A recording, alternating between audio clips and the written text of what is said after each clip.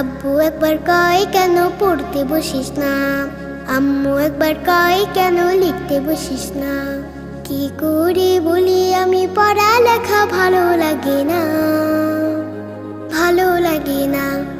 আমি যদি বলি একটু করব খেলা, আম্মু বলে খেলবি কেন দুপুর বেলা। আমি যদি বলি একটু করব খেলা, আম্মু বলে খেলবি কেন দুপুর বেলা। আমি যদি হতাম মা বাধা নিষেধ করতাম না, আমি যদি হতাম মা বাধা নিষেধ করতাম না। আমার মেয়ে বলতো আমায় কত ভালো মা, কত ভালো মা। আব্বু একবার কয় কেন পড়তে বসিস না, আম্মু একবার কয় কেন লিখতে বসিস না।